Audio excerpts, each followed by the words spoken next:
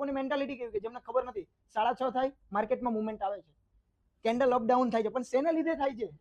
શીખેલા forex ને બધું કર્યું, પહેલા યુટ્યુબ માંથી ચાલુ કર્યું ને મેં પહેલા એક ક્લાસ કરેલો છે આપણે ફોરેક્સ નો જ, પણ પેલું કેવું ફંડામેન્ટલ નહીં, ટેકનિકલ એનાલિસિસનો ક્લાસ કરેલા છે.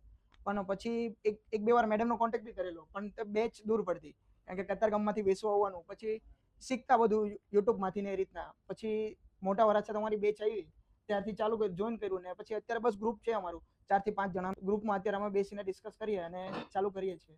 મેં ટેકનિકલ કરેલું હતું, પણ કેવું કે મેન માર્કેટ અત્યારે 85% સમથિંગ ચાલે ફંડામેન્ટલ પર, કે જે સરે બેઝિકમાં ડિટેલમાં શીખવાડ્યું કે આ વસ્તુ છે અને આને લીધે માર્કેટમાં મુવમેન્ટ છે. ઘણીવાર કેવું કે લોકોની મેન્ટાલિટી કેવી કે જેમને ખબર નથી 6:30 થાય માર્કેટમાં મુવમેન્ટ આવે છે, કેન્ડલ અપ ડાઉન થાય છે, પણ શેને લીધે થાય છે?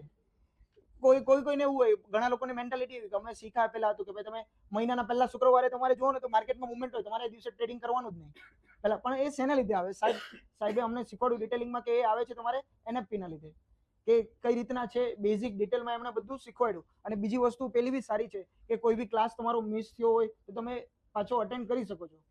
ફોરેક્સ માર્કેટમાં તો અત્યારે મારો જે બિઝનેસ ચાલુ છે એમની જોડે જોડે સાઈડમાં આપણે ફોરેક્સમાંથી એક ઇન્કમ ઊભી કરવા માટે, એમ કે ઘણા ખરા ડ્રીમ છે કે જે ફોરેક્સમાંથી થઈ શકે એમ છે.